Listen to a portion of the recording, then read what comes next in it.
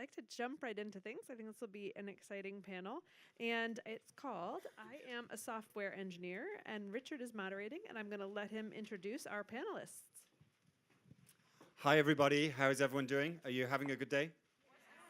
Great. How have the sessions been so far? Yeah?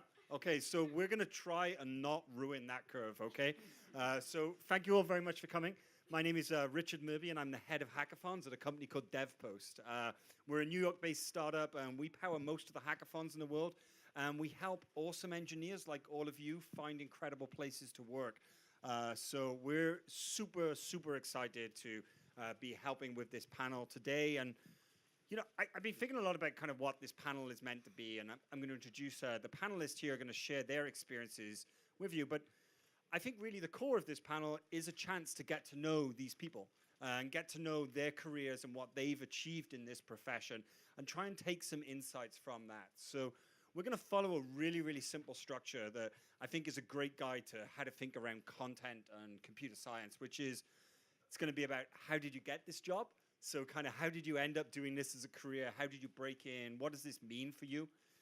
And then kind of once you've got a job, you have to be able to make it work, right? So it's not just actually getting in the door. You then have to make this work as a profession for you. So how do you kind of execute on that opportunity?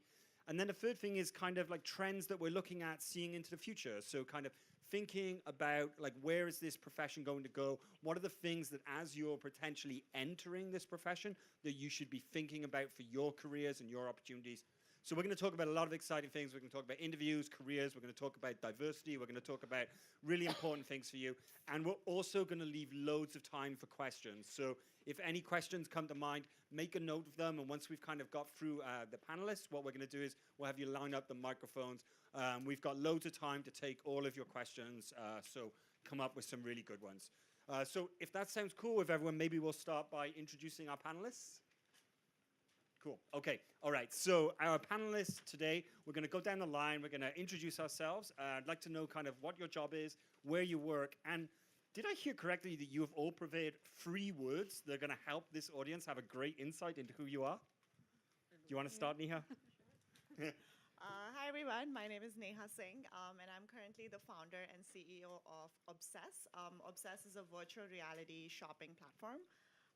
The 3 words for myself, just very bland, but fashion tech entrepreneur. Awesome. Hi, my name is Daniel Singer, and I am a engineering manager at an education technology company called Newton. We make adaptive courseware for college math, college economics, college statistics. And I think the 3 words that describe me, mine aren't as nice of a sentence as yours are, but I thought of myself as careful. I think of myself as pedantic. I don't like to skip steps when I'm thinking through things. And hopefully friendly. Hi, my name is Elena Washington, and I'm a site reliability engineer at Greenhouse Software. So the way I like to describe my job is if the site's still up, my job is secure, and it's done properly.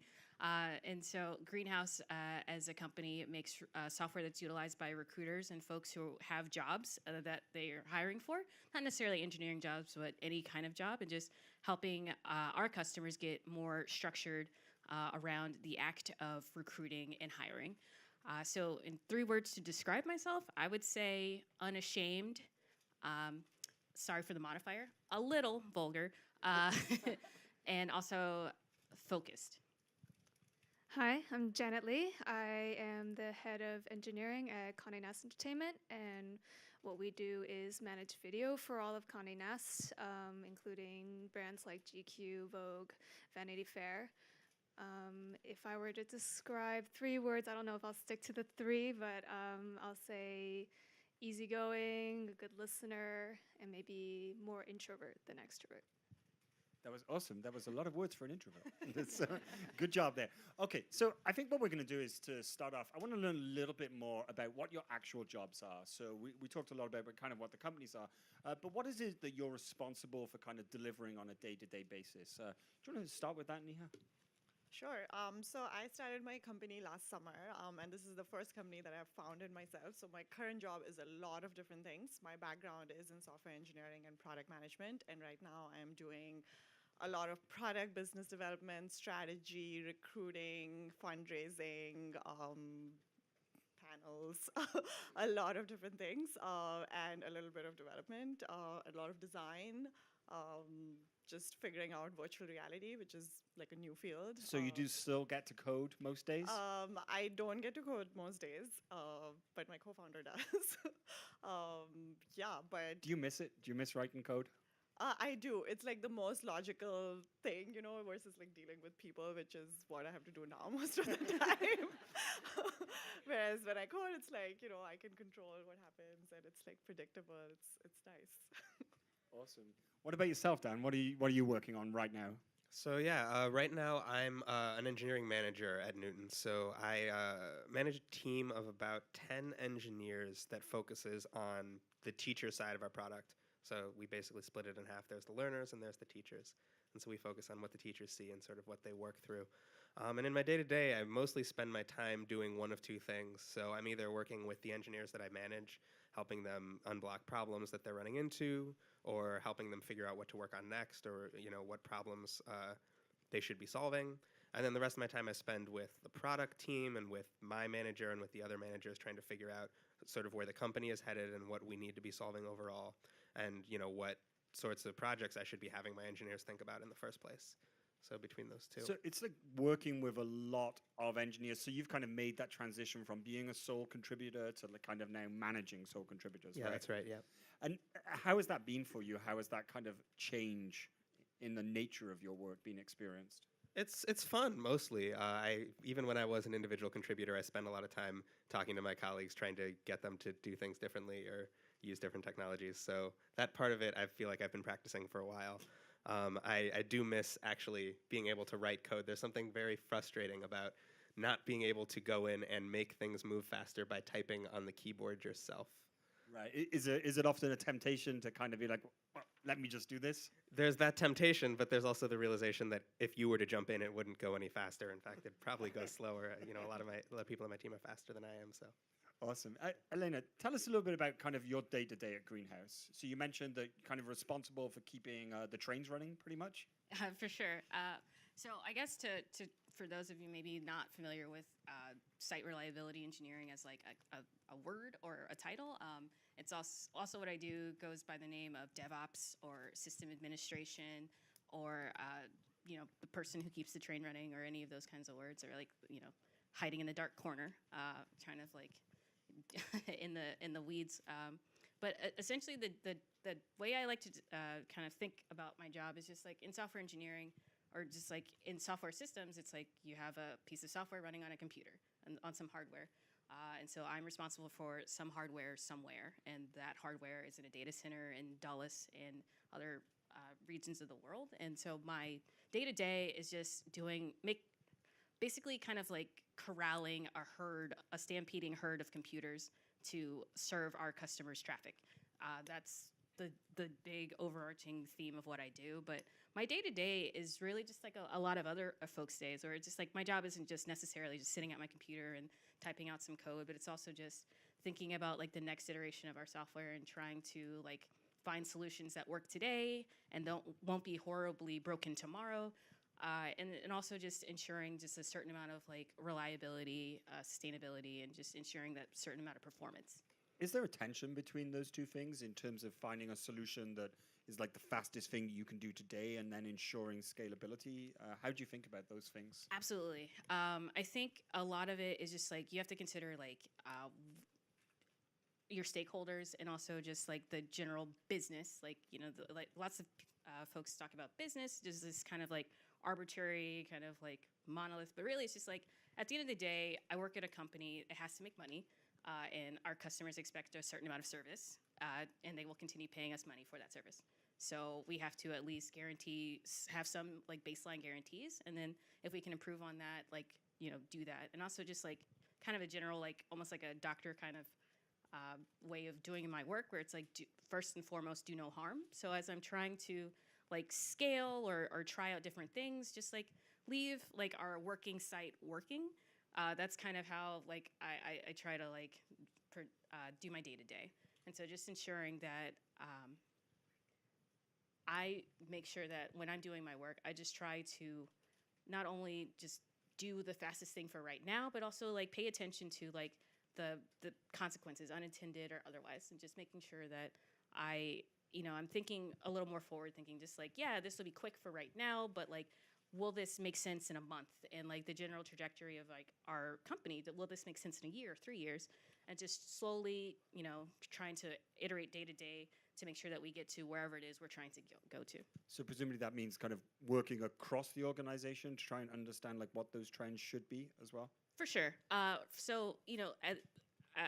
not sure how much folks know about like Heroku or like different ways of like deploying some code and like making it visible for other folks. So there are certain like tools and softwares and like I guess certain strategies that work when you're a smaller company or you're just trying to get something out quickly, and like you're like a startup, like a 3-person startup, and you're trying to get venture funding for the first time.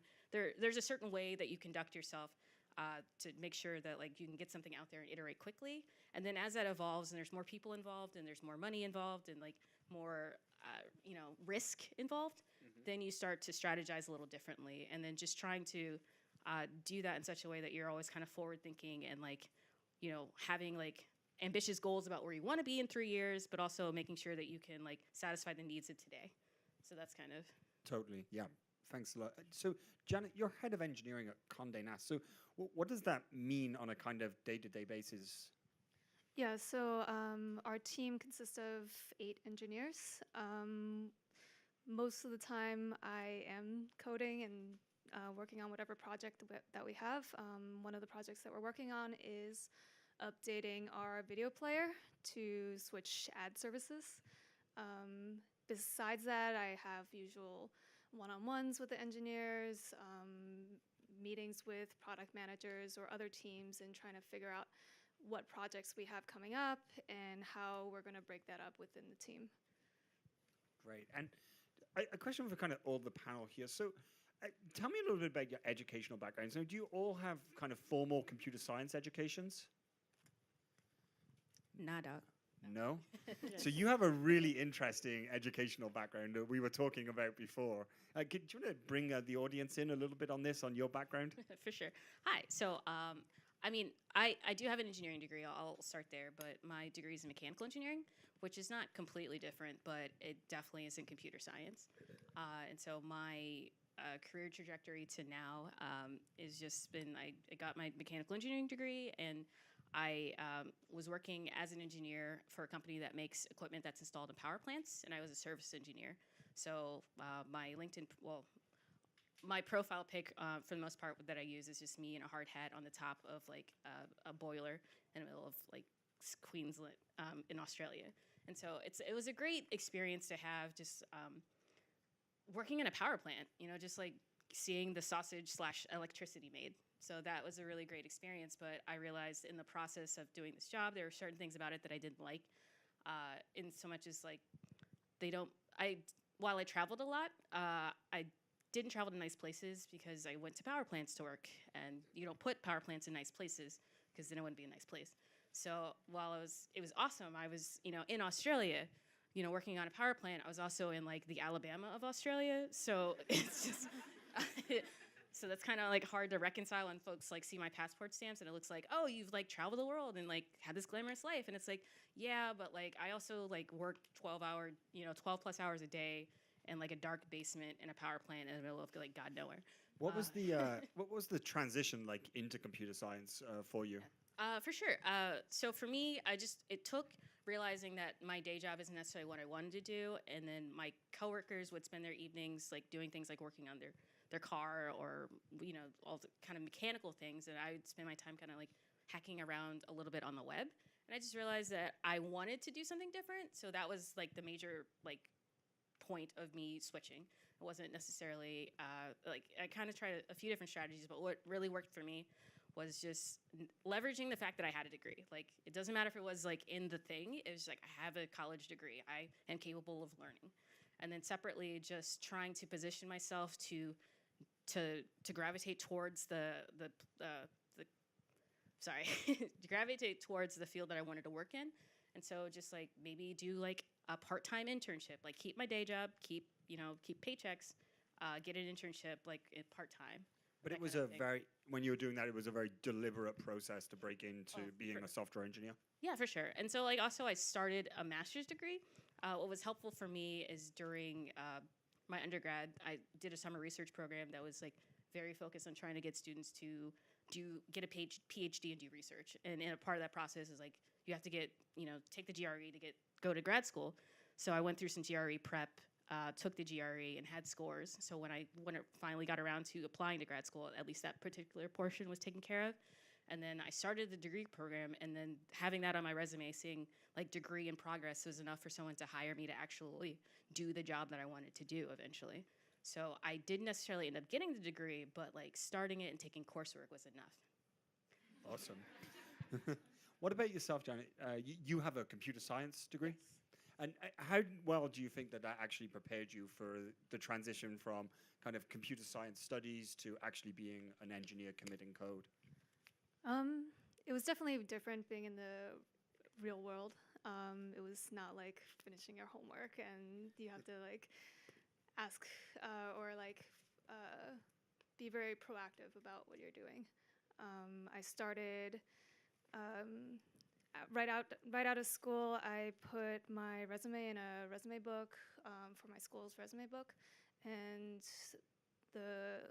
my first job was in the government sector. And they contacted me for an interview. I really enjoyed it there, but I was still pretty undecided of where I wanted to focus in. And you were writing code in the government sector? Yes. I guess my first project there was writing like a C++ program to scan like a Windows machine for certain file signatures. Very different than Say what no I more. do now. Yeah, so I I wasn't sure what I wanted to do, and then I went there for 2 years, and I was also in the middle of Virginia, very boring out there in the middle of nowhere, so I decided to move to a big city as well as find something different to work on. Definitely. What about yourself, Dan? How did you end up working as a developer? Yeah, so I had a physics degree out of college and asked as many people as I could what I could do with a physics degree, and the answer was nothing in physics. And It so does sound very impressive, though. it does. It scares people. I can wave my physics degree in the air and say, "Look, I made it through this." But as far as getting an actual job, there was very little you can do with it. I was on the verge of going to grad school, and I had a realization that I didn't want to be a physicist. And the nice thing is that the software engineering world is very good at finding people who have technical backgrounds, who can think analytically, and sort of developing them into software developers. So the path that I took was going to my school's career fair and going up to everyone with a resume and a sad look on my face. And eventually I was hired into a large financial services firm, which I'm really a big believer in large companies as a good place to start, especially if you're transitioning into software, because they have the resources to train people and you can learn a lot. When you're at a smaller company, you kind of have to move faster and wear more hats. So that's an interesting thing, right? So maybe we can get like a show of hands on it. So how many people here kind of first job would like to go to a startup versus go to a big company? Startups? Any hands for startups? Ooh. We need to attract more people to our startup, Carrie. So what about bigger companies? Most people are thinking bigger companies, and so you're preaching to the choir here. It seems like it, yeah. And I mean, listen, I ever since I left that company, I haven't looked back. But I've only worked at small and medium-sized companies. But it was a really good place to learn. They had a training program, and furthermore, there were just, I think they have 5,000 engineers at that company. So there's just a lot of people to, sort of help you develop, however you end up. How different is the job of being a software developer in a startup versus a large company? It's in some ways as different as you want it to be, but there are a lot of things that you can only do in one place or the other. With a really large company, they oftentimes have problems that are very unique. There's only one company that needs to stream video to a third of the U.S. population. or maybe there's two. And they solve a lot of these problems where if you want to really, really specialize, they can let you solve those. If you really want to wear other hats, I personally don't like just solving engineering problems. I like talking to customers and thinking about product. And it's really hard to do that at a big company. You have to be really important if you want to wear all those hats at a big company. And so that leaves a lot of space in the middle where if you want to learn how to write code and build interesting things, you can kind of do that in either place, I think. What about your background? Yeah, so I got both my undergraduate and graduate computer science degrees. So I got my graduate computer science degree at MIT, and my first job was actually here at Google. I was a software engineer for 5 years, and I got it pretty much through the campus recruiting program. When I had my first kind of set of interviews at Google, I mean, I think the process is probably still the same, but it's a lot of interviews. It's kind of pretty daunting. They didn't get back to me for like 3 months after my interviews, so I accepted another offer at an investment bank. At that time, a lot of computer science people went to finance. Now the ratio of that has dropped, which I think is great. I didn't actually want to work at the investment bank, so my goal was Google, so I kept waiting, and then finally, yeah, I got the offer. I told the other people no. In terms of how kind of your studies prepare you for your first job, like in my case, my master's was in network architecture. I was like lucky enough to be in the group that invented the internet at MIT. Not while they invented it, but like much later in Tim Berners-Lee and David Clark's group. And so my research was on something completely different. At Google, I did not work on any network architecture stuff. I worked on like front-end ad systems at first, but I think like all the basics that you learn in school will definitely help you. However, there's a lot of learning that has to happen when you start your first job.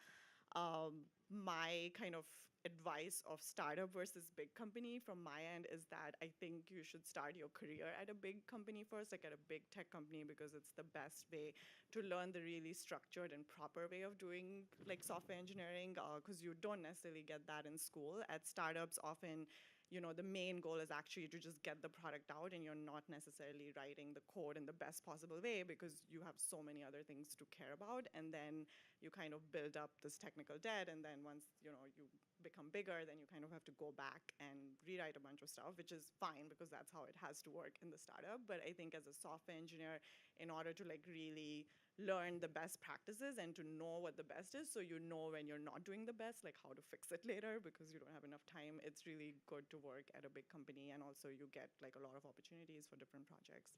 Do you think that starting at a big company enables you to be more successful at a startup later? I mean, in my opinion, yes. Like that's the advice I always give is like work at a big company first and then do a startup, and also work at a startup first before doing your own startup. That's another conversation. But I think like See, I would possibly say the reverse. I think working at a startup can totally make you not want to start a startup. yeah. So then it's like if you're starting a startup, if you've worked at a startup, that means you really want to start a startup.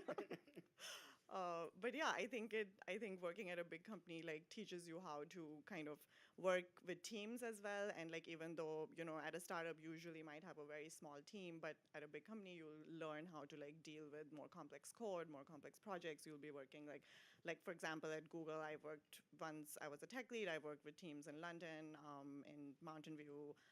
And that really kind of prepares you for a lot of stuff that you will have to do later at a startup or any other role. Absolutely. So you mentioned there this notion of, your studies prepared you well, but there was a lot to learn when you actually started working as an engineer. And I think that kind of moves us quite nicely, and very good segue, but it moves us quite nicely onto our kind of main area, which is kind of, when you broke into these careers, how did you optimize yourselves and your work for this to be successful for you? So I'm really interested in terms of, for people in the audience who will be soon kind of starting their first jobs as programmers, what's the kind of best advice in terms of how to approach that first day in terms of mindset? Does anyone want to kind of take that one as somewhere to start? I'm happy to jump in. I can definitely say that the first thing is that you should be really comfortable asking questions. There's sort of this trajectory in your life where you don't know what you're doing, and then you do it for a while, and then you kind of know what you're doing. And so when you start, you want to make sure you give yourself a lot of space and just feel comfortable learning and like figuring out how you can get your questions answered and making extra time to try things because you're going to fail, whatever company, whatever new tools, whatever new systems you're working in. And then as you have as you get comfortable with those things, you want to really be aware of when you stop that learning and go find new things to learn. And so I think that happens even just in your first week, in your first 2 weeks. You're going to be really uncomfortable, and then you're going to be a little more comfortable. And that's the moment you want to start getting uncomfortable again and figuring out other things to learn. It's very intimidating, right? At the start, I remember my kind of first day as a programmer. I could barely stand. I couldn't speak. I was absolutely terrified. And I was thoroughly convinced there'd been a big, big mistake by hiring me. Is that a feeling anyone else here has ever had? Yes. Yeah, for sure. I guess to piggyback on your earlier statement, I'd say that you're never going to stop learning. Every day you learn something new. So just get good at learning. That's my general career advice, regardless of whether you're going to engineering or anything else. And just be okay trying new things, trying to add to your tool belt, and just getting comfortable with that. You're never going to know everything, and that's okay. When you say about, sorry, go ahead. Oh, no. I was just trying to segue back to the question you actually asked. But Oh, cool. Go for it. and now I'm trying to remember what that was. I'm sorry. It doesn't matter. No. You mentioned, because I think you actually raised a better question than I did, which was about getting good at learning, right? So there are kind of two kinds of learning, I believe, in the workplace, which is learning in response to a problem, and then there's learning proactively to enable like the next opportunity for you. How do you balance the two? Do you need to constantly be doing both? I mean, I think it depends on what projects you have available. Always try to bring yourself out and jump on a project that you're not used to, get out of your comfort zone, and try to learn from other team members that you have. So something that we hear a lot about in terms of comfort zones is this notion of imposter syndrome, right? So imposter syndrome, has everyone heard of that term in the audience? So imposter syndrome, I don't even call myself a developer anymore, and I think that it's a thing that everyone in this career experiences it. Any tips from all of you, really? I'd like to hear your opinions on this in kind of in dealing with this, whether you've seen it, whether you've experienced it yourself or seen others that you've been working with. And how do you kind of get past that and enable yourself to kind of still be humble, but still kind of keep learning and keep moving forward? I think you just have to be not afraid to fail and not afraid to make a mistake. You're not going to know everything, and it's okay. And the best way to learn something is ask questions and vocalize that you might not know something and learn from each other. Do you think being perceived on your team as someone that asks a lot of questions is a bad thing? Like maybe I've certainly felt sometimes when I was asking lots of questions that I was distracting other people from their work. How much time would you advise people to spend trying to solve the problem for themselves before they kind of turn to a colleague? I mean, definitely you can Google the answer. 20 minutes or so? Maybe 20 minutes. Yeah, about 20 minutes. And if you're not making any progress, then that's a good time to kind of raise your hand and ask for help. Well, asking questions is a muscle. I really feel like that's something that you want to develop. And if you hang out on Stack Overflow, for instance, that's a great place to develop that muscle. But you do it every day when you're working, which is that like learning how to frame your question correctly and, going through the process of figuring out all of the holes in your question that someone is going to poke as soon as you ask it. That's a muscle. And the faster you get at that, the better questions you ask, and after you get good enough at it, you won't worry about asking questions because you'll know that they're good, and you'll get good answers quickly from them. Also, I think like now with tools like Slack and what most people use, it's a little bit easier to ask questions versus like before you had to literally go and poke people on their back to be like, excuse me, help me. So I would say, yeah, like that's really important to ask questions and just don't be afraid. And I think you should definitely try to solve it yourself first and know exactly like if you're able to say exactly what you're failing at versus being like, okay, I can't solve this whole thing. That definitely helps, but especially early on, you have to ask questions. And also, I like the other point you said earlier about like getting uncomfortable. I feel like the biggest rewards I've had in my career is like just getting uncomfortable with whatever you're doing and doing something new and like learning something new. I've heard these careers described as a series, a series of amazing breakthroughs, followed by like really long periods of intense hardship. But I think it's that moment, right? It's that moment where you actually solve a problem and you kind of break through. That's when it's super rewarding. So I want to talk a little bit about kind of, you mentioned like asking questions. I want to talk a little bit about culture on teams and like finding the right culture for you. When you were kind of looking for your first few jobs, and you mentioned that you were considering, you were looking at Google, but then like you accepted an offer from an investment bank. How much time did you spend thinking about the kind of working culture of the teams you'd be joining? I think, I mean, yeah, if you kind of know about the culture of the company overall, I think it's difficult to know like what exactly the culture of your specific team will be in a big company. Because, for example, at Google, like they don't necessarily hire you for a specific team at first. You just, after you're there, you get assigned to it, similar at other big companies. I think it's definitely important. Unless you've actually done an internship there, I think it's a little bit difficult to get an idea of the details of a culture of a team just during the interview process. But if it's a startup, I think it's easier because you'll like go there and you'll kind of see the vibe. I think like read a lot, like try to talk to other people from your school who are at that company. That's a good way of like learning. But every team is definitely like different, even within a company. What do you think about how to like build the right culture on your team, Dan? What are your thoughts there? What is there? Can you vocalize to me the culture that you're looking to build? Yeah, this is something we think about a lot at Newton and my current company. I have my own thoughts. Maybe as a manager, I think that a lot of culture is just built by repeating yourself.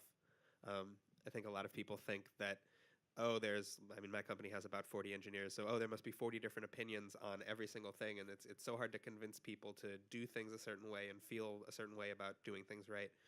But in reality, most people aren't experts in everything, and they spend a lot of time looking around at the people around them, and so just by repeating yourself, just by talking to the people around you, you kind of develop the culture because they're doing the same thing to the people around them. And so a big part of building culture is just sort of deciding on what you think is important and talking to your colleagues about it. And then on top of that, what you can do is you can make sure that there's structures in place so that people have the opportunity to communicate about these things. I'm a big fan of RFCs. If you're going to design something, you should write it down, and then you should email that out to everyone. And that's a great way for, as many as 40, 50 people to all like bang their heads against each other and try to figure out what the right way to do things are. And you kind of develop a culture by going through those communication exercises and actually having people talk to each other about code and about systems and design. In terms of kind of, you mentioned, Nihar, kind of talking to people that have worked at different companies. So I wondered kind of if Elena or Janet, you had any thoughts about if someone in the audience was talking to a friend about kind of a company they'd internship, what kind of questions would you be asking to dig into the culture? What are some of the things that you would like to know? Maybe how their process worked, how they got tasks, were they able to speak up about certain things, how they worked with other people, did they pair program or do code reviews, or what was the usual interaction with other coworkers? Yeah, for sure. I think that it's important to try to ask questions that kind of like where like the side effect is learning about the culture rather than just like, what's your culture like? People will give you like the 7 tenets that like their marketing department came up with. Like you really want to ask questions that are more like what does it take for someone to be successful here? And if the answer is like, working a ton of hours and like, basically like carrying your work laptop and your phone around and being constantly available, then like maybe that's a company that prioritizes, those kinds of things. And like that has like, certain like pros and cons associated with that. And just, starting asking questions about like, generally how people interact in a day-to-day, or just like, you can ask questions like, what's the most hilarious thing you've seen at on the job, and just like giving people space to answer that question and just see if they'll come up with something that like, fits what you think is, good and or would be funny to see in a workplace. Like sometimes people like their bias or their like opinions kind of show up when you ask open-ended questions and give them space to fill in how things actually work in a day-to-day, not actually asking a very like direct question to that end. I know that's like levels of psychology that are just like maybe it's too much, but sometimes like asking the direct question doesn't really get you the answer that you want. I don't know. That's just kind of been my experience with like trying to interview, where like somebody describes their culture as something, and then I get there, and then that the culture is like that for you. It's different for me, being a different person, and coming with like my experience and like my being a different person. So Yeah, absolutely. How do you feel, panelists, about? So, if I was interviewing at a company and I didn't know anyone that worked there, how do you feel about asking as a candidate to meet other people on the team outside of the people that are interviewing? Do you feel that that's a reasonable request when you're interviewing someone? I mean, when I'm interviewing people, I want to make sure that they get along with other people on the team. So I make sure that we have a lunch session with everyone else on the team, and I think that's really important. yeah, I think it's important to meet at least some of the folks you'll be working with, and perhaps whoever would be your direct manager, especially in smaller companies where that's very obvious. And so, like, obviously schedules and those kinds of things. But if somebody is available, I think it's not unreasonable to ask to meet like the manager or like your coworkers or in a previous job at a 250-person company, and a software engineer like decided he didn't want to take the offer until he had an opportunity to talk to the CEO. He talked to the CEO, got the job, and worked there for years. That's not uncalled for or unreasonable. So you don't think that candidates should feel shy about asking for those opportunities? No, and I don't think you should feel shy about asking for what you need in general, especially at a place that has the resources to provide you with what you need. So I think obviously we're talking about culture and we're talking about teams and we're talking about companies and trying to kind of help you understand how to evaluate places that you might start your careers. So I think one thing that obviously we can't not talk about in this industry is diversity. So clearly we work in the tech sector, and it traditionally has really struggled with diversity. So I'd really like to kind of get your experiences in terms of people that have navigated this career and navigated this industry, kind of how you reflect on kind of what are the good and bad things that you've seen, but also kind of where do you see us improving and where do you see companies still having to kind of make more efforts around diversity? Sure. So, I mean, from my personal experience, I don't think I've faced any sort of like perceivable challenges because of like gender, I guess. If there was anything sort of like unconscious bias or whatever, like at least I was not aware of it. So I don't really think of any of the challenges I've had sort of in that context. More recently, when I've been doing my own company, it's a little bit different where I have faced a couple of things, but they're more funny than anything else.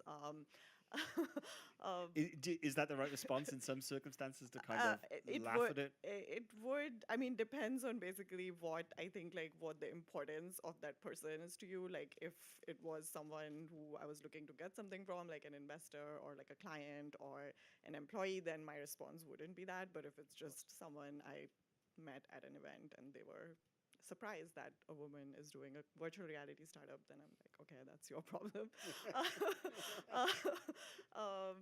Yeah, I mean, another sort of like, for me, one of the funny things was like while I was at Google, like back when they had a rule that for every software engineer candidate that was interviewed, they wanted to have at least one woman engineer interviewing them. I don't know if that's still a rule, but because I was here when the company was pretty small, that meant like I was one of the very few women engineers, which means I had to do a lot of interviews. So I wasn't really too happy about that. But I did like 150 or something interviews while I was here, because every week I had to do like 2 interviews at least. But yeah, that's my only like kind of experience of like why it was different from like other engineers on my team. Yeah. Dan, kind of how's your experience been in terms of like building a diverse team? And Well, the one thing I can say is that as someone who is not really a minority at all, it's something that you have to actively pursue, that you have to actively sort of build in the company. And I think that there's really something to looking at a company, a team, and saying like, okay, if they aren't very diverse, like why is that? And so what I can say from my perspective is that it's really about focusing on really being proactive about everything that could possibly be a barrier to inclusiveness on the team, and just having a lot of conversations. That's, I think, a theme in my career, is just trying to talk to people as much as possible and get their take on things, and then actively following up on the things that you end up finding. Totally. Elena, as someone from an ethnic minority who's worked in 2 industries, I'd be interested in kind of seeing, like, from power plants to software development, how has this space changed for you? Do you find this to be a welcoming environment for people? Most definitely. I have a lot of, part of the reason why I left that industry, that job, is just a lot of like blatant like sexism, racism in my workplace. And so that was just not something I wanted to deal with, and not necessarily from my coworkers, but my job was to be a representative for my company and somebody else's property and somebody else's power plant, and so I couldn't control that situation. That's not something my company could control, and so it's hard to deal with like at a day-to-day with like people who I can't necessarily talk to their manager. I'd have to like file a lawsuit and do this whole thing to like make them like treat me properly, and it's like that's just a lot to deal with. And so like for me personally, I just decided to just remove myself from that job. There was a lot of other stuff going on. It wasn't just like every day somebody did something egregious. It was just like a lot of subtle isms that I just, on top of everything else, was just kind of over it in general. But what I have found in like transitioning and moving across from a few different companies is just that like I haven't necessarily had like an overwhelmingly egregious experience. Like there's a former software engineer at Uber who released, this like damning report about the sexism she was subject to during her tenure there. And I haven't, thankfully I haven't had experienced anything like that. And what I've seen in the places that I've worked at since that I've transitioned into software is just that, it's just the general kind of like people might be like a little like ignorant or unaware of like how their behavior might be problematic, and just finding space to have those conversations either with those people or with like, people who are like can affect that change, or like even being the person to like enact that change has just been like it's been a good experience for me, where it's just like I don't have to just endure. I can thrive, and I can be the reason why I thrive. Like I can be part and parcel to my having a good experience at a workplace. Like in my current company, we have like a great diversity initiative. Like earlier today, I had a conversation with somebody on our people team, because that's what you call HR in a startup. I had a conversation with somebody about like, a coworker of mine in passing mentioned that they were transitioning, like their gender identity, and just like making sure that that matches with how they actually feel, and how would they do that at work. And they just mentioned that in passing, and I went. Like I started a diversity initiative at my company, and I felt like it was necessary to like make this person feel comfortable and included, and be able to use the restroom, or just be able to just navigate in our workspace without any issue. And so this morning I had a conversation that was just like totally just like welcome, and just there wasn't like this like disconnect where somebody was like, why would you feel that way? They're like, I'm not a trans person. I don't understand why you can't just use the women's room. There was just like all of that was just kind of like checked at the door, and just like it was it makes my day better when I can have like a conversation with a bunch of strangers about diversity, have a conversation with people I actually know about diversity, and still get some good work done. You mentioned that you've had the opportunity to kind of be the person that's started that dialogue in some organizations and kind of pushed to improve the environment. Have you experienced that as being kind of welcomed by your colleagues? In my particular workplace that I have right now, absolutely, yes. It just, I think, like where I am now, it was a bunch of like well-intentioned people who didn't necessarily know how to start that. And I can understand, like, I've had conversations with like our CEO who's just like, hey, as a white dude, like I want to help, but like I feel like me championing a diversity initiative doesn't help. And also, like, he didn't necessarily point me out saying like, hey, you're a brown person who's, like able to do a thing. Can you do it? It was just like I decided to do it, and he like enabled me. And so that was super helpful. That makes the relationship just like a lot more symbiotic. So I think like to maybe like the point to make here is just like finding a place where you can be like the change you want to see in your organization. Like having like for me, like what's been helpful in my organization is like the culture has been malleable, where it hasn't necessarily, like it wasn't made to fit from the beginning to be the, perfect for everyone, but like they'd like to. And like if you are willing, it can change and like be more inclusive. Jenna, what has your experience been kind of on your team? Yeah, so the teams that I've been on, I've always been the only female developer, so I can't really compare to what it might have been like if there were more females. My experience has been pretty good so far. Everyone has treated me with respect. I don't think like some people might even treat me nicer just by being a gentleman or something, but I don't think I've experienced any bias or anything. Awesome. So I want to kind of move into the final section of our talk here, and we're going to go to questions in a few minutes. So please start thinking of any if you do have them. So what do you see in terms of the way that this career is progressing, and thinking about what are the things that you wish you'd known if you were entering computer science now, if you were just starting off in this career? Kind of, what are the things that you kind of would like to say to that person? Should we go down the panel with this one? Sure. So from my perspective, in terms of computer science and engineering, in the next 2 to 3 years, 3D development is going to be the most sought after skill, because virtual reality and augmented reality are sort of the next platforms after desktop and mobile. So obviously I have a company in this field, that's why I'm saying this, but the reason I started my company was that I like a lot of the big tech companies heavily investing in this area. I think that's the next computing wave. And right now, so as someone who did web and mobile development and products for 10 years, to transition from a two-dimensional way of thinking into 3D is challenging because we are so used to having everything on two-dimensional flat screens and developing for that and thinking for that. And now to actually move to a digital medium which is much closer to the real world, which is three-dimensional and all around us, 360 degrees. So for my advice to everyone would be get into that, because that's going to be the next thing. In my opinion, not a lot has changed. There hasn't been a lot of new developments in web development for the last 5 years.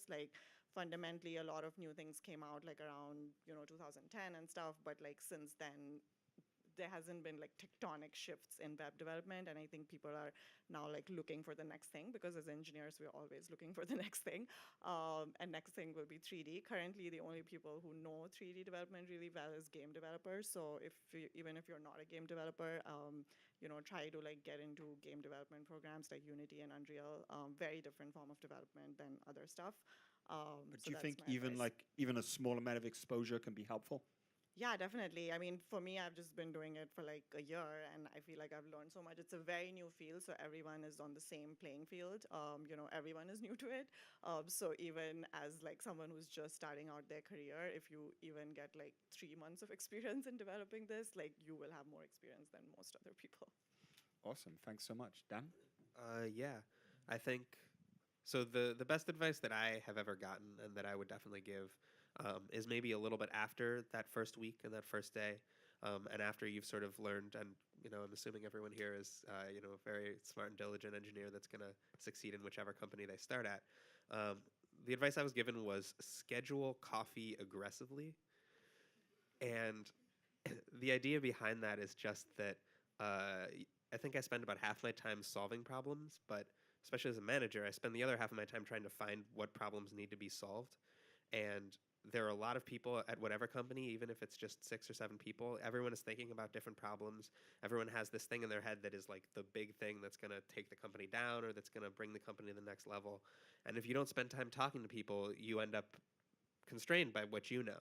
And so whether it's, what technologies you want to learn or what problems does the company need to solve, just grabbing coffee with a random assortment of 8 people on a weekly rotating basis every 2 months is a great way to just get those things into your head. And then maybe suddenly you'll be championing some piece of technology that you didn't know was going to be a big deal. But hey, the guy over in, the animation department said, hey, 3D is going to be a big deal. You should go learn about it. And that's, I think, a good way to kind of pick that up. Awesome. Elena, any kind of thoughts? Yeah, I mean, for sure, that's a great point, because I'd say that like my career to this point has been a culmination of a lot of happy accidents, and so I just say being open to like meeting people and like just talking to as many people as you can and try to learn about as many opportunities as you can is a great way to position yourself. And also just with those opportunities comes a certain amount of just like newness, and like basically just, you're going to be uncomfortable. You're going to potentially, start a job and you might not necessarily know everything, or you might feel like, hey, can I be great here? And the answer is yes, you can. Just whatever your anxiety is, just like, for me, just like take a Xanax and just go do the thing.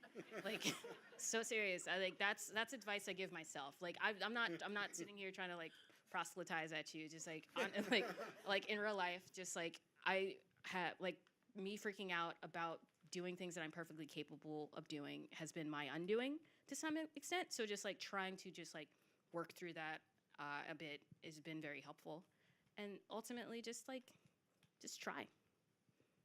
Very cool. I want to jump back in and just give a little more concrete advice. Like, you just go onto that person's calendar and you drop a 30-minute thing, and you Slack them and you say, hey, do you mind if we grab some coffee? You may have never talked to them before, and I promise you they're going to say, yes, that's great. And then you sit down and you say, hey, what are you thinking about? And those are like the concrete steps that I think. Oh, yeah, really totally. It's like the best advice I ever got for networking was just go up to people, shake their hand, and say hi. And it's like so subtly difficult, but it's so powerful. Like, you can meet anyone in this room and totally be connected with them, and like just by walking over and just saying, hi, I'm Richard, nice to meet you. You don't need to do anything else. It's really, people, if you book someone for coffee, they'll show up, right? Pretty much. Yeah. Janet? I guess the best or worst career advice is that something like along the lines of the only person that's going to help you is you. If you want to learn something else or try a different project, you're only going to help yourself by asking for it, asking to work with someone else on it, or asking to be a part of something. I'm sure other people working with you will welcome the help. It is kind of a bad form of advice because it's not a very good way to not a very good attitude to have. You want to make sure you're helping each other when you're working on something. Awesome. Well, that was really great. I really enjoyed this. Thank you all so much for your advice. I think now we have some time to have some questions. Does anyone have any questions? If you have a question, could you come to one of the microphones? Just introduce yourself and fire away. If you can either just throw a question at us at a group, or if you have someone you'd specifically like to ask, please go ahead. Okay, hi, I'm Allie.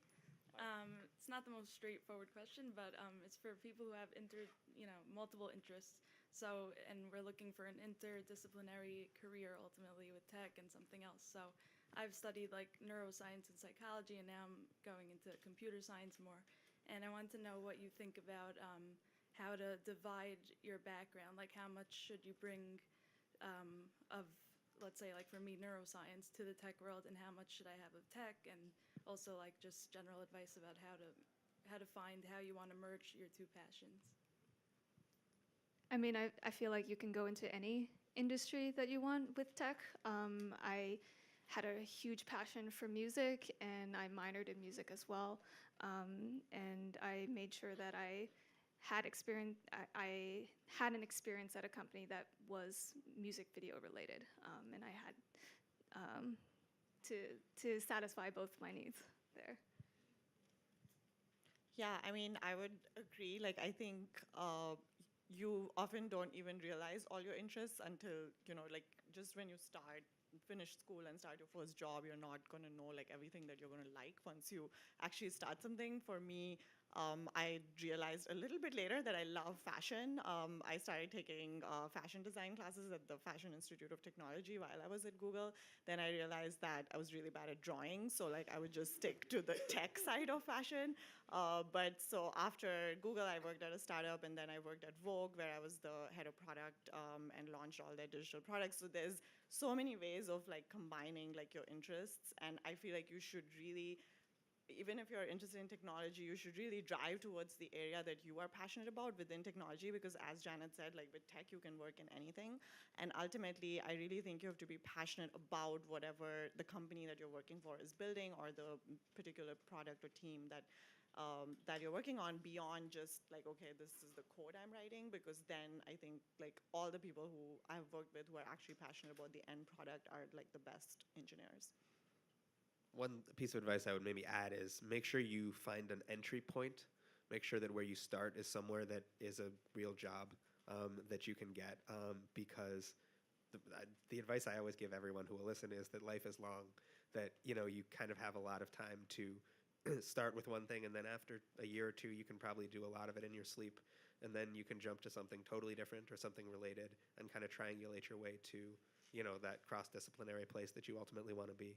But just by mastering one thing or a couple of things, whatever that entry point is, that gives you a really good sort of base to jump off from.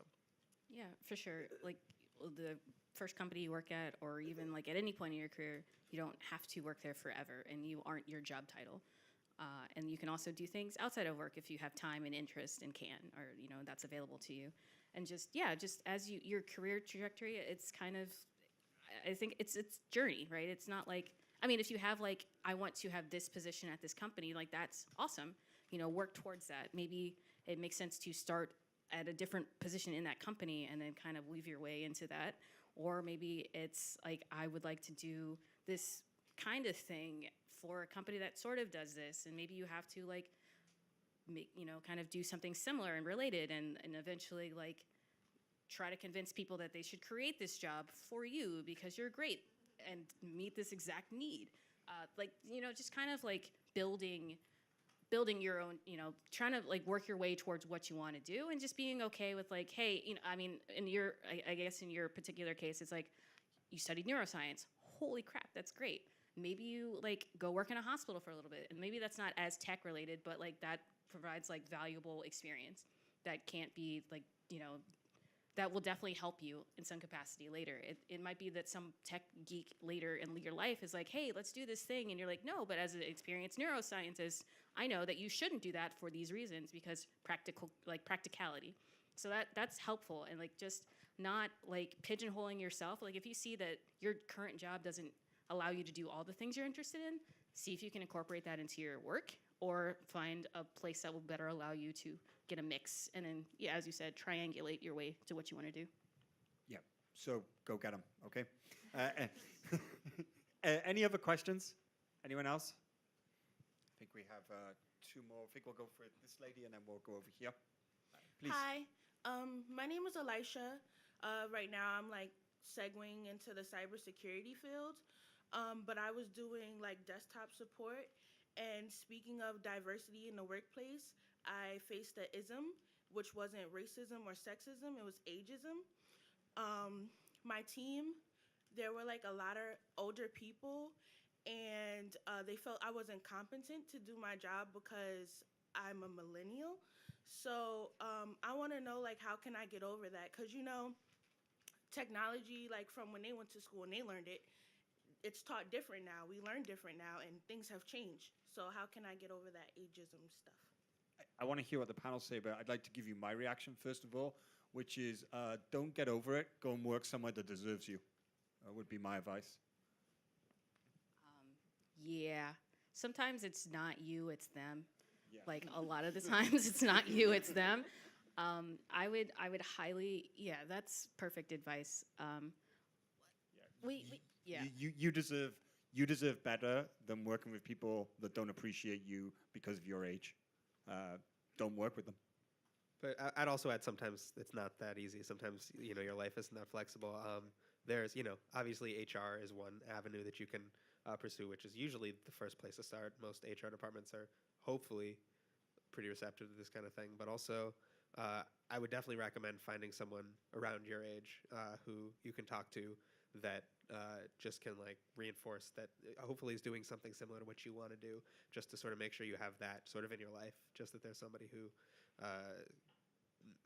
helps you to remember and believe that yeah, of course millennials can do all of these things, For sure. I think going back to our conversation earlier about imposter syndrome, there's a certain amount of real am I good at this? And I have moments, I've had moments in my career where it's I see people who are just jaw-droppingly excellent at the job that we both have.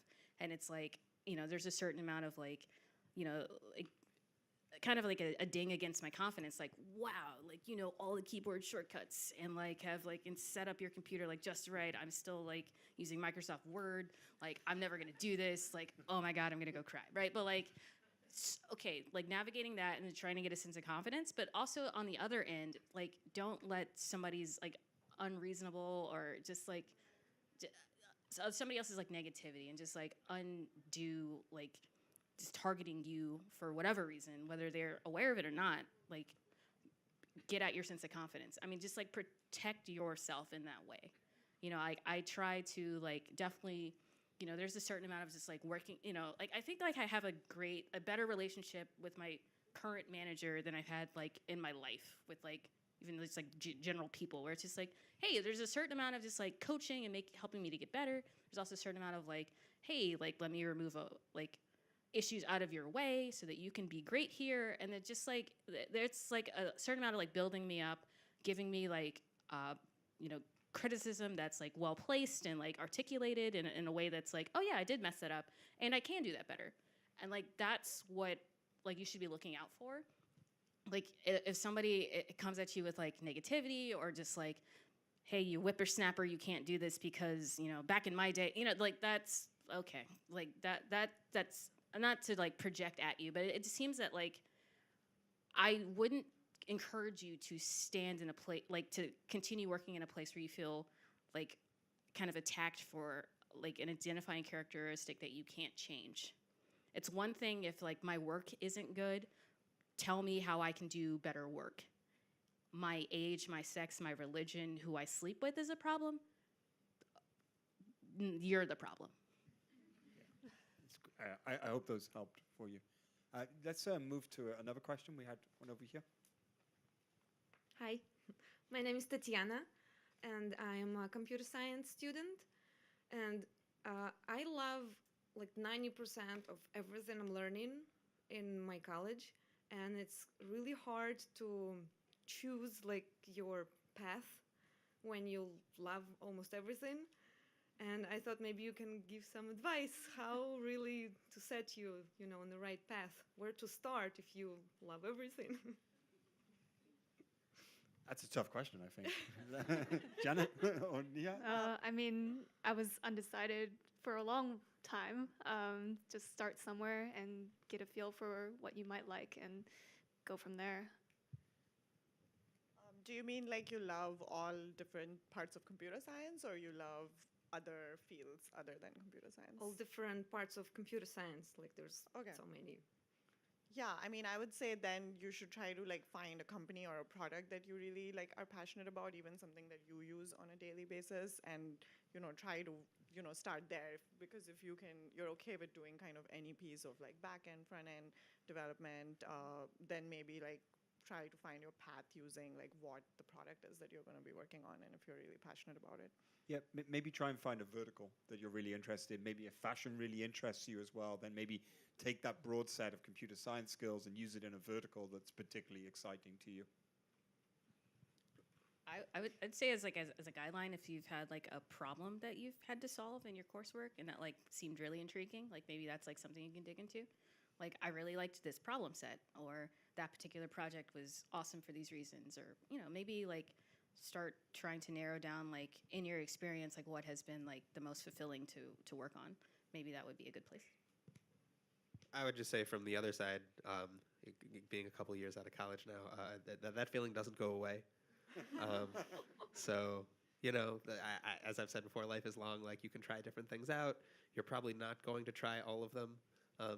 As they said, start with something, find something you're passionate about, and you will always have the opportunity to change if you really don't like what you're doing. So, Please. I just want to say thank you. You are welcome. I think we have another question over here. Yeah, hi, my name is Shizoda. I'm a freshman, and I want to know what your experience was working with rookies on a team. What are some things they did really bad and some things they did really good? Thank you, Nadine. Oh, great question. Great question. Maybe we'll start at Janet. We'll work this way. I think with new people, they can be afraid to ask questions, and they should definitely try to say they might be confused, or they might not know everything that's going on with the business. So it's good to ask questions. Try to get yourself involved in whatever's going on. Yeah. I can just talk, but there's this sort of magical quality that some interns have, where you just like get things done, and it's just like they somehow seem to like absorb complexity and output fit products. And I think internally, the way that you do that is you just like focus on like completable things. Don't try to like get too many balls in the air. Just like when you start, like pick something to do and do it really well, and then do the next thing. And I think that from the outside, that makes it seem like you're really productive and like you know what you're doing. Yeah, for sure. I'd say just like, I'm not going to encourage anybody to like be a workaholic, but just like definitely just like consume as much that is available as you can and is reasonable for your day job. So like in my job, we have a bunch of GitHub repositories with our code in it, and it's all available to anybody who works there. So read the code, or at least like try to see like, like what open, like not like saturate you with buzzwords, but like see what features are like coming down the pipeline, and maybe look at like a recently completed feature and just see like who committed what code to make that happen.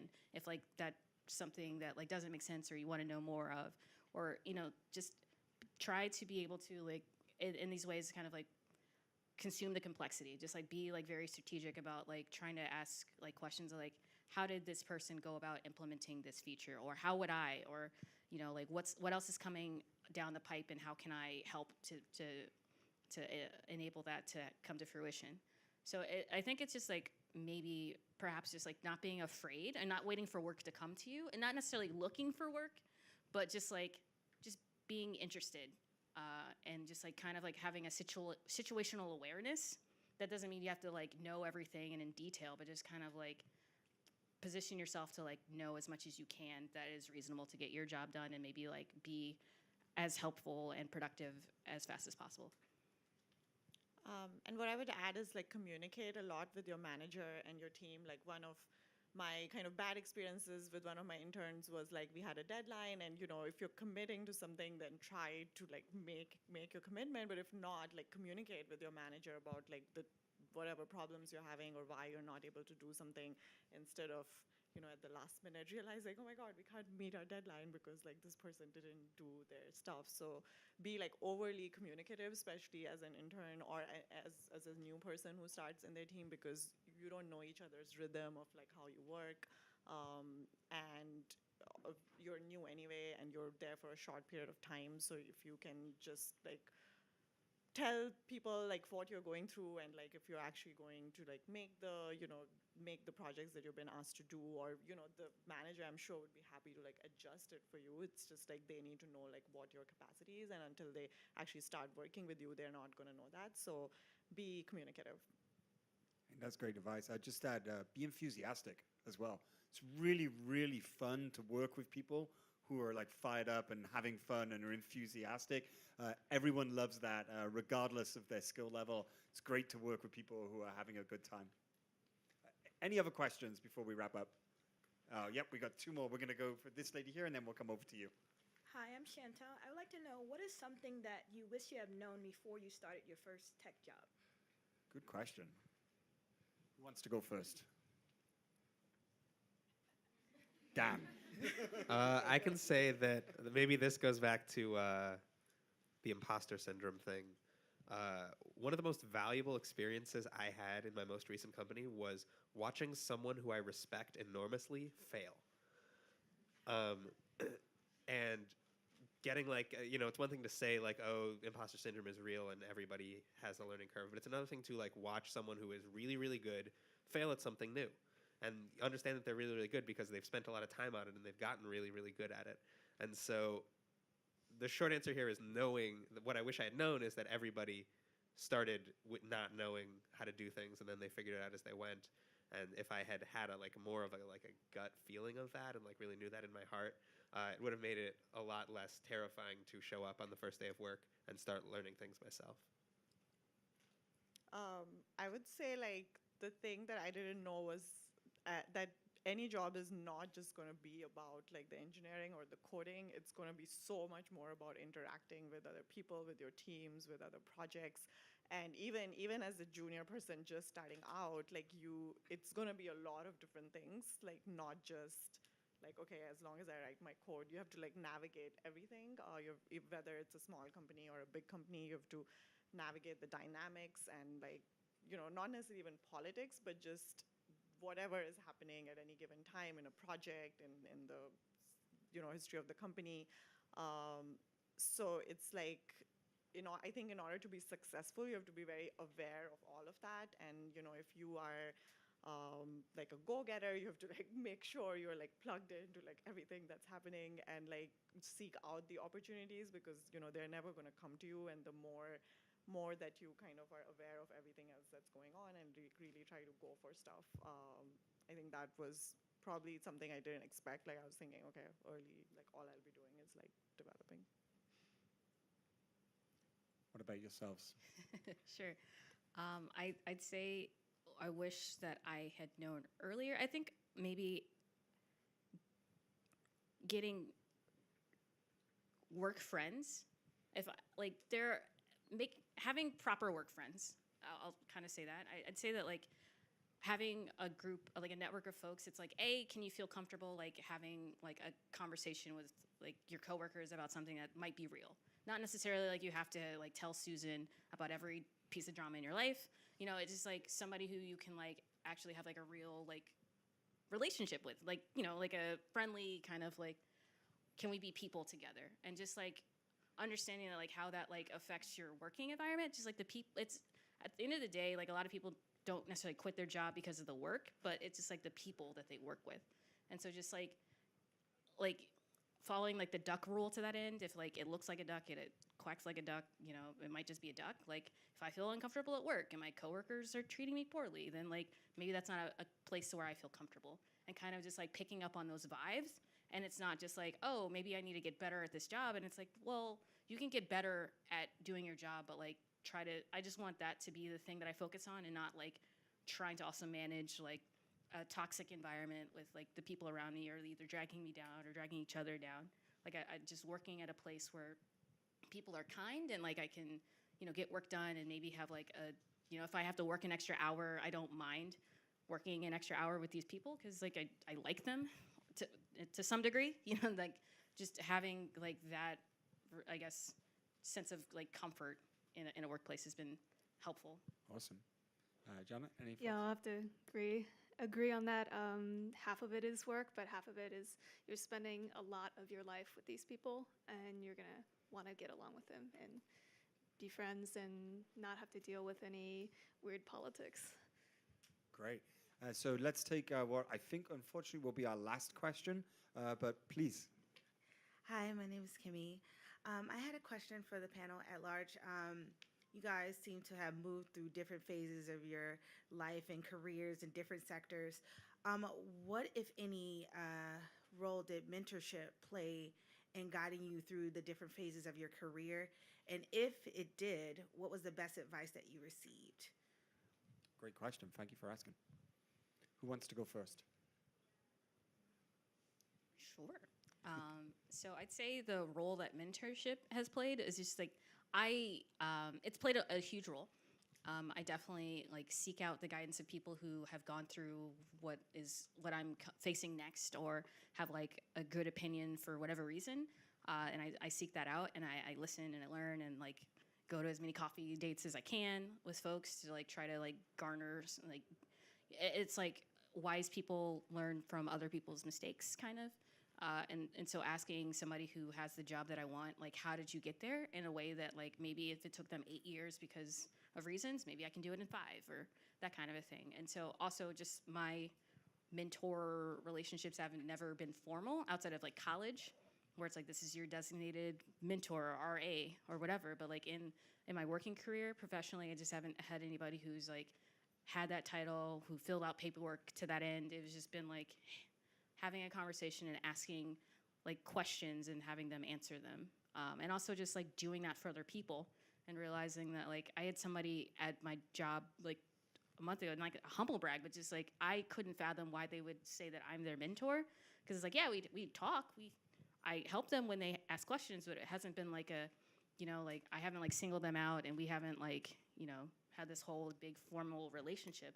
But it's nice to hear that, and it's good to do that for other people so that you work on both sides of that relationship so that you're not, so you get comfortable at articulating and like giving good advice and trying to distill your experience to someone else to be helpful, and also like trying to garner some of that from other people as well, and just being a conduit to that end. Awesome. What about other opinions on mentorship here? Has it been helpful in your career, Nia?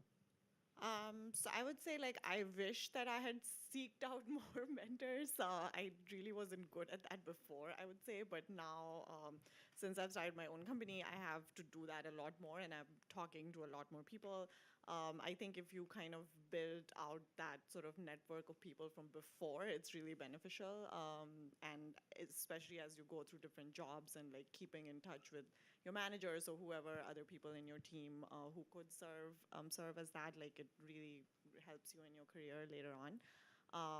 And your second part of kind of like what's kind of the best advice that I got was actually, I would say like contrary to almost all the other stuff that was said earlier to your question, but it was that don't leave a company because of like 1 or 2 people who are, you know, not great and like they're horrible and creating a horrible culture, because you are going to come across those people in like many jobs. Like such people exist, and it's like you have to figure out a way to like make it better and make it work for yourself. In tech, you have so many opportunities, right? Like you can leave any job and go anywhere you want. And for me, like that was the best advice I received at like a previous startup I worked at, and I stuck it out, and it was like I learned so much from the experience of how to kind of make the situation better for myself. That has, you know, really helped me in like leadership and a lot of other stuff. So it's kind of like opposite of being like, yes, if the people are not great, then you don't need to be there. But also I think, I mean, obviously it depends on how bad it is, but don't leave something because of like 1 or 2 bad people. If you know you're in the right, just like prove them wrong.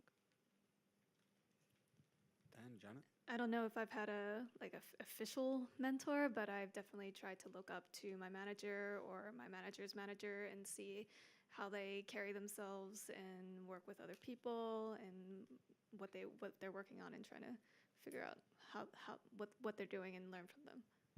Yeah, I would say I have also been hamstrung by my failure to get mentors early in my career. One thing I would say that's a little interesting about mentorship is that there's a personal component to it, is that you kind of have to be friends with your mentor. It's very hard to have a mentor who, you know, is the position you want, but that you don't really have a good rapport with. So, you know, when you're having all those coffee dates with people, you know, don't be afraid to look outside of your direct reporting chain, outside of your company. Really find someone that, like, gets you, and someone that, like, you feel like, you know, was you, or understands sort of, you know, what your approach is and who you are, because even if they're not like your, you know, the next step in your job, I think that person is going to be really helpful. I think to that end, what I've learned as a software engineer, a lot of times I run into problems where that fit underneath like the umbrella of it works on my machine, where it's like, hey, I have this issue and like I've tried all these things and the instructions say this, and it's like, oh, right, on my system it works because I have this package installed, or I like did this thing earlier. And it's kind of like I guess like the way to interact with a mentor is kind of like having that understanding where it's like that might have worked for you for reasons, like you're taller than me, so like maybe that's why you got me, like whatever, it's like whatever it is, like somebody's experience is going to be different than your own, and that's fine. Like they probably have some advice for you or can give you and help you navigate your world, but obviously you are the arbiter of your own experience. So like if something seems too hard for you, that's probably true. If something seems like great, that's probably true too. So just be comfortable navigating your life in a way that works for you, because you should do that. It's your life. Okay, cool. I think we're going to wrap it there. And I just wanted to wrap up with a final thought for you all, that it's really interesting when you talk about this job as a career and as a lifestyle and kind of as what you can do, in that I feel like we always talk about kind of a lot of pitfalls and a lot of difficulties and a lot of kind of hardships because it's not the easiest job in the world. But I think the one thing that I would like anyone in this audience considering doing this as a career to leave here with, that it's also one of the most rewarding things that it's possible to do. You have the opportunity to harness like your skills and your intellect to build things that can affect the lives of millions of people. And I think we all have an incredible privilege to have the option to do that. So I would encourage you to take all of the great advice from our panelists today and really go out there and have like amazing lives and amazing careers in this, because it's really possible and it's really doable, and everyone here can achieve it, and it's really cool. So thank you all so much for coming, and thank you very much, our panelists, for being here today. Thanks a lot.